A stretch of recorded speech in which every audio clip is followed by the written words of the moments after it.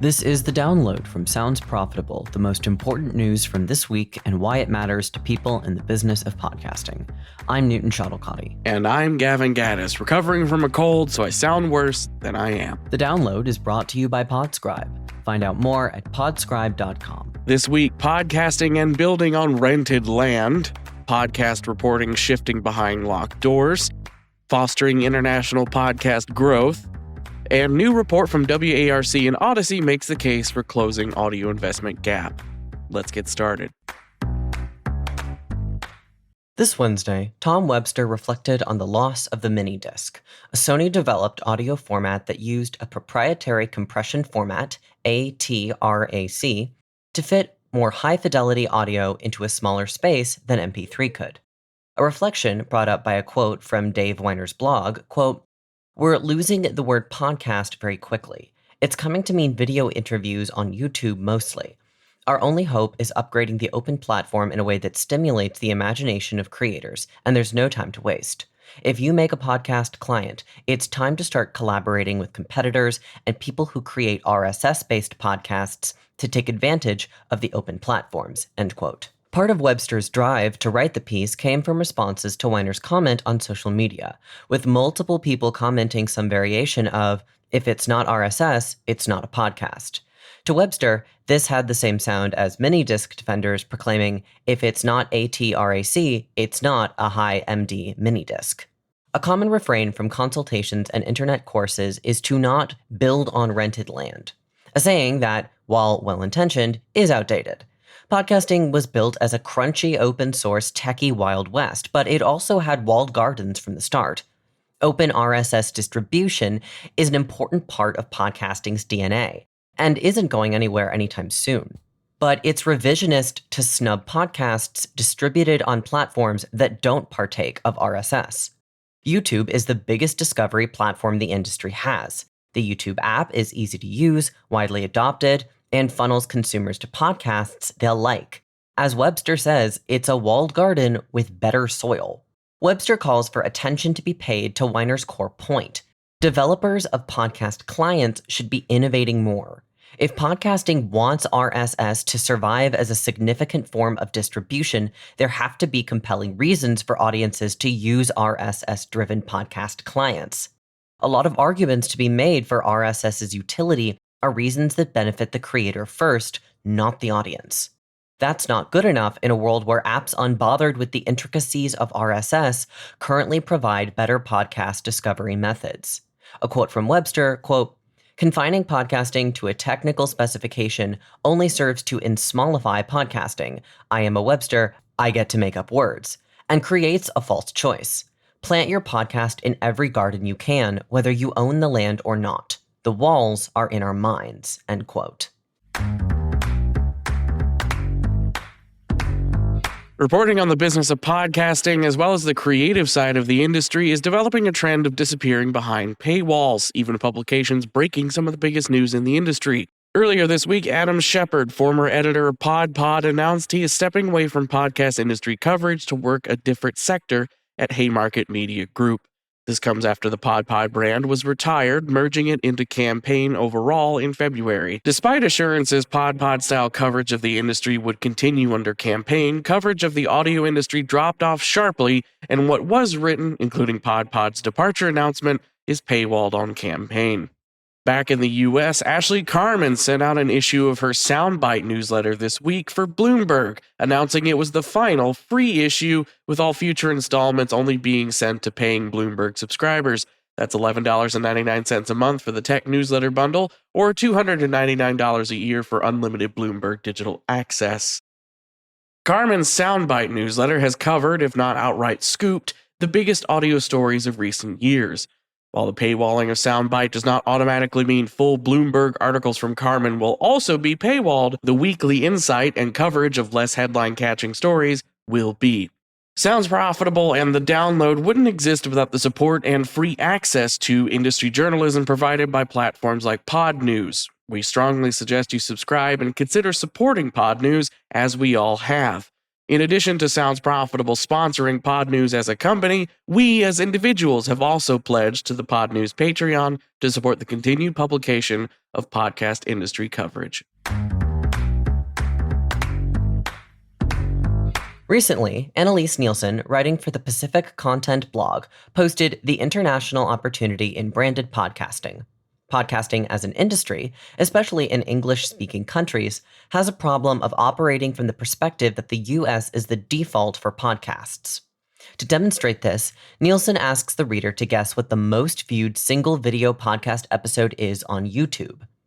Due to its virality, many might guess the episode of The Joe Rogan Experience from 2018, where Elon Musk awkwardly took a hit of Rogan's joint and hit meme stardom. But in truth, the most viewed podcast episode on YouTube is a 3-hour podcast from Saudi Arabia entirely in Arabic. An episode of Finjan on building relationships that has racked up 125 million views, almost double the viral Musk episode of JRE. A quote from Nielsen, quote, "While English speakers do tend to live in our own little bubble, large media companies have placed a huge emphasis on creating content for American audiences. This is largely due to the outsized potential for advertising revenue. The US not only has a large population, but also notoriously spends more on advertising than any other country. Because of this, podcasts in other languages have been a little slower to get to market. But when content becomes available in local languages, people do listen. There's no better example of this than French Canada," end quote. Despite podcasting's overall growth in Canada, French Canadians historically lagged behind the rest of the population, while the majority of podcast content was produced in English for English-speaking audiences only. Since the beginning of the pandemic, a significant increase in French Canadian programming, produced natively in Quebecois, has caused French Canadian podcast consumption to increase 67% in the past 3 years.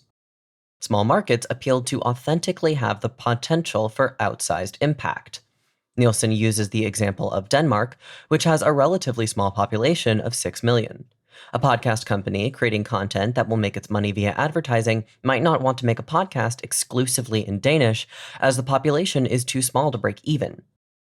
But if a brand is looking to penetrate a smaller market, they have a big opportunity there.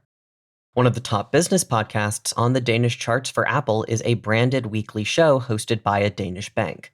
Another is a series about the Danish military that acts as a recruitment tool. English language podcasts can be oversaturated, and it can be difficult for brands to break through the signal noise. Non-English speaking markets, even more so for ones with smaller populations, have programming gaps as producers focus almost entirely on English content.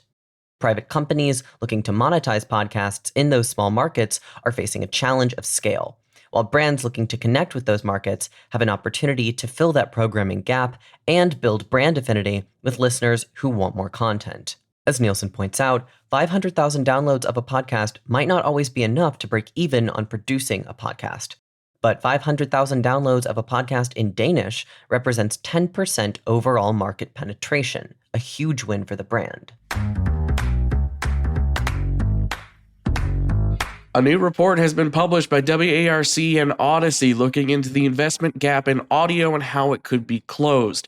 The report, made in partnership with Odyssey, looks into the audio investment gap, where there is a noticeable gulf of difference between the large share of consumption audio content gets versus the small share of advertising spend the industry gets. Odyssey SVP of Research and Insights Ray Borelli said, quote, "Not only does audio deliver unparalleled reach and attention, it delivers strong results across every stage of the customer journey, making it an essential component in the media mix. Furthermore, advanced measurement and targeting capabilities can demonstrate audio's ability to deliver against KPIs with precision like never before." End quote. Key findings include audio accounting for 24.5% of ad-supported media consumption, but just 8.4% of ad spend in the US. The study's average listener listens to a total of 132 minutes of ad-supported audio a day, with about 24 of those minutes going to podcast against about 16 going to streaming music. A large perceived barrier to podcast advertising is the idea measurement and modeling are not ready yet, which the report finds is untrue. Advertisers can help course correct and reap the benefits of audio by incorporating audio channels into their initial campaign planning stages, making use of comm opportunities, and taking advantage of the plethora of measurement and optimization tools available. Finally, it's time for our quick hits. These are articles that didn't quite make the cut for today's episode, but are still worth including in your weekend reading. Before I get started this week, a quick heads up. Chartable links expire December 12th. This will break any podcast still using their links. Magellan AI is offering a free month plus 1 million impressions for those making the switch. Sounds Profitable partners, by the way, get 3 million impressions. Now on to the top stories for quick hits. First up, the podcast show returns for its 4th year to Islington, London in May. In addition, Sounds Profitable will be hosting a partners-only event May 18th, 4 to 8 p.m.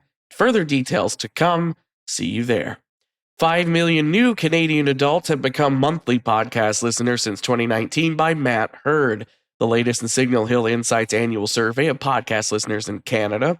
Next up, American Public Media partners with Magellan AI to bring attention and audience insights to advertisers. This partnership aims to bring a new level of transparency and actionable data to public media. YouTube expands its lead as the #1 platform for podcasts by Elizabeth Mayer. This is a report from Westwood One on YouTube's rise to the top of the platform race in the United States. WARC global ad spend atop $1 trillion for the first time in 2024. Online media is pushing a 10.7% growth this year in global ad spend to a total of $1.08 trillion. And finally, Wondery launches video podcasting on Wondery Plus. Wondery is offering access to select video podcasts in the Wondery Plus app. And that was the download brought to you by Sounds Profitable. I know we went through today's stories fast, so be sure to check out the links to every article mentioned right in your podcast listening app or on the download section of soundsprofitable.com. And thank you for sticking with us as we bring you the top stories you might have missed from the past week. I'm Newton Shalokati. And I'm a recovering Gavin Gaddis. Our producers are myself, Newton Shalokati, Brian Barletta, and Tom Webster. Special thanks to Spreaker for hosting the download, and special thanks to you for joining us. Robot. Download complete.